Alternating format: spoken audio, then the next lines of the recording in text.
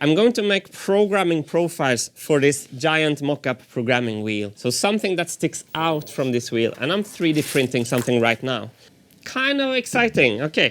So the idea is that this profile can snap into the programming surface. So this is printed in one direction. And thanks to these L holes, you can press it in and then slide it to lock. And then slide it forward and you remove it. So you go up to the wheel like this and you click it in and you click it out. The Marble Machine has this giant programming wheel, and today I want to research the question, is there a nice design concept for how to make music programming on a giant wheel like this? The programming pins that we used previously can only play a note where there is a hole. The profiles can snap into the grid, and the length of the profiles can be changed to play any rhythm we want. The pins can only play here or here. The profile can also play here or here or here. The music is not restricted to the grid, but we can play any rhythm we want, and that's a game changer. If we design a clip that goes into here, the profile is mechanically locked and it can't leave the wheel. So you remove the clip, then you can remove the profiles. The idea is that this long arm will lock the whole profile. So this gray looks like the original Marble Machine gray. Let's use that. Okay. I'm not super happy with this. I want to try a different version of this task. So we have version 3 here. It's a better print. The principle is super nice. This can never go. It won't go anywhere. You can. Let's change the design of the task. Task is short. The surface interacting with the readers is solid.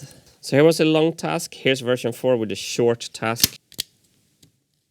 Yeah, it's pretty good actually. So then you go with your finger here and you take it out. This cannot go anywhere, it's locked, and you take it out. I really like this one over this one, but there is an issue with this. So currently the profile is 30mm high, but because of this elephant lock here, we're kind of wasting the first part of the profile. The reader can't work with the first 10mm. It would be nice to save material and make the profiles as low as possible. On this design, the reader can work with the entire height. I am 55% satisfied with this. Okay, so we started to talk about print-in-place ideas. So Ludwig made a battery holder here, and this spring is printed in place. And I've been thinking about printing in place, but I forgot that you can put a spring on the back side.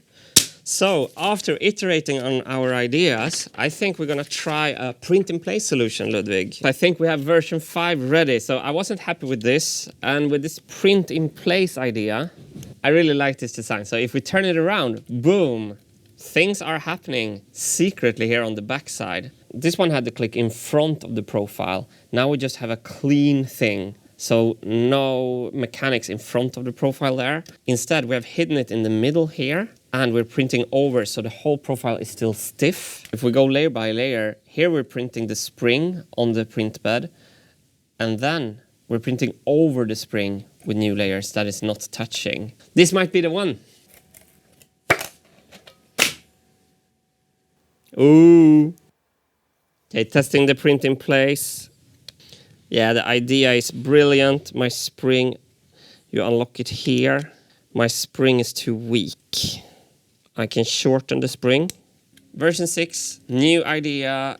Print in place, track here. Pin moves manually up and down, no spring, and it's covered on the back here for stiffness like this. Very simple.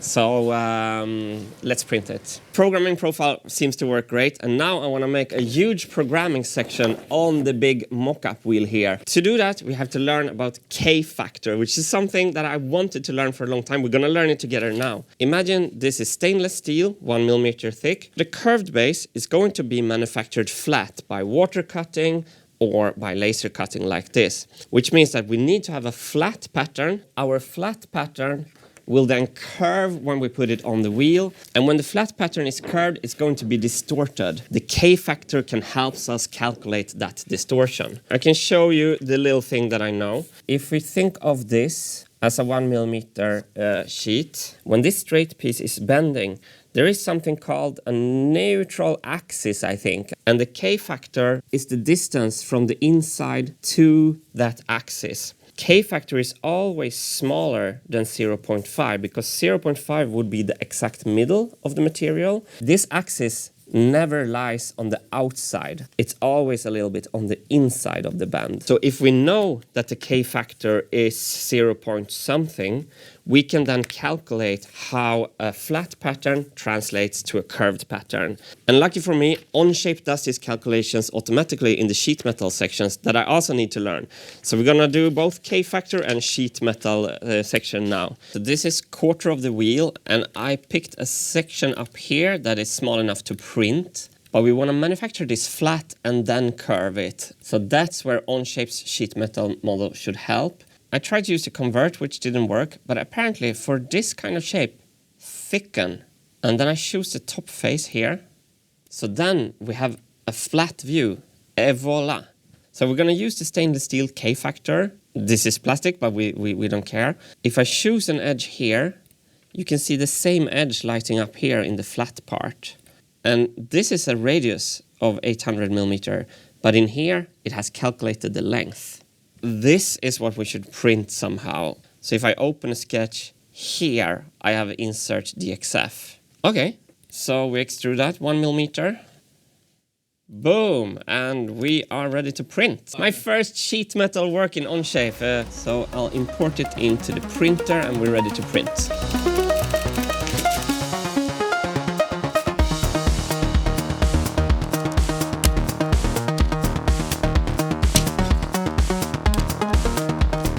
Locking them down, click, click. I love that design. So now I'm using the same holes, but we are ending the note a tad later. And we can choose to end this wherever we want in the musical timing. So the profiles gives us infinite resolution on musical timing, which is a huge advantage over the programming pins. Here's a little bit of a longer one. I'm using the same feet here. Boom. Locking it down, click. Now we have 3 different endings. We are not limited to the grid. We can make any rhythm we want. Let's put them on the machine. Okay, so I want it to be kind of here. And I need something to hold it to the correct curve here. So let's make some plywood supports on the CNC machine. So we have the wattsan M1325 here, and we have Ludwig who has helped me set this up. We're gonna cut some plywood.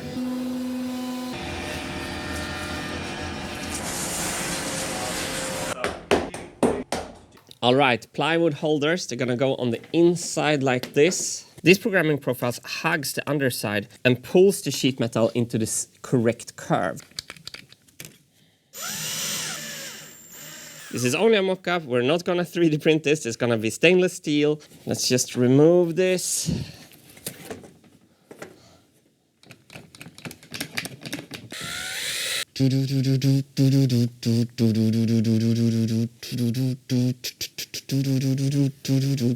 This is not for touring, this is for composing. I click in, I have a note. I can click somewhere else, boom, I have another note. We wouldn't do this on tour at all. The music has to be pre-programmed.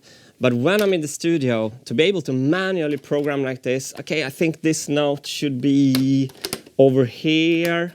Or no, it should be a shorter note that plays faster. Let's switch this one out to a shorter one.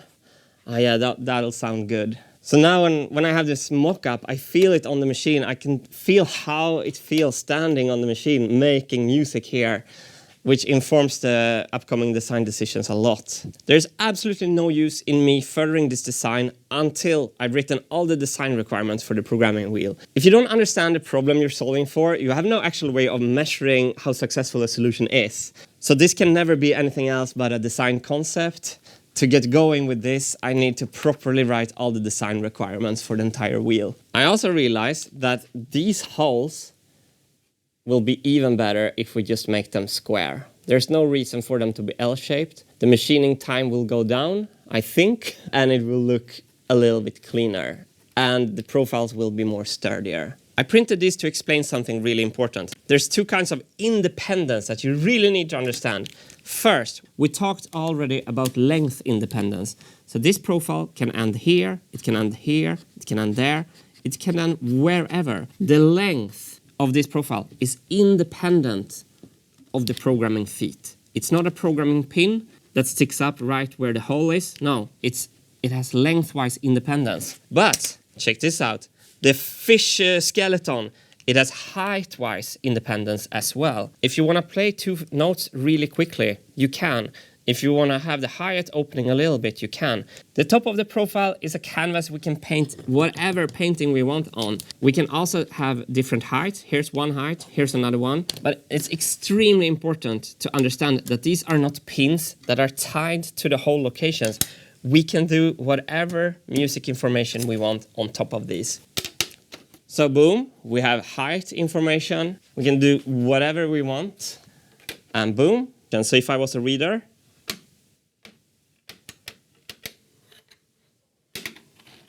the system is really versatile. It's true CAM discs. People have been worried about if we can repeat the same channel fast enough with these profiles. And it's an important thing to keep track on. And the answer is that we will be able to do that. The programming profile is inspired by all the 13 designers who sent me design suggestions in on-shapes. And I took inspiration from Jackim's snap-in hole shape. Julien sent fantastic designs. And this one, the middle part can be 2D manufactured from any kind of material. Simonona had the most creative print direction to print the print standing up.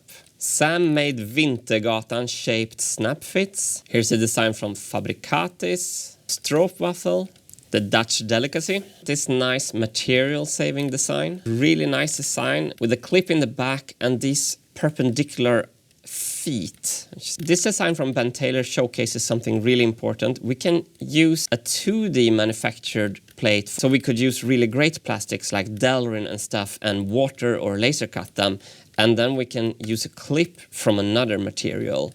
I think these 2 material solutions are really interesting for the touring version. Axel sent his nice hexagon hole shapes, and as we know, hexagons are the bestagons. Ludwig suggested to buy this off-the-shelf sheet metal that is produced with these holes as a curved surface. Seeing all these great designs is so inspiring, and thank you to all the designers for helping me. Without you, I wouldn't have been able to do this, and the same goes for all the backers supporting the channel. Thank you so much. Do we have an answer to the concept question? Yes, I think this actually works surprisingly well. I can see this monstrous programming wheel working super well, actually, with some concept like this. And for me personally, answering this question, if I can have a large programming wheel like this, is the last research question of the Marble Machine. So the Marble Machine 3 has found its identity. From here, it's discipline, hard work, and elbow grease that is needed to make progress. And those are actually simpler than artistic inspiration. So even though it's super fun tinkering and researching a little bit here and there, I need to take a more systematic approach going forward, and starting with planning and design requirements, and then actually designing this beast to make it happen. Because I do not think the project is progressing at a great speed.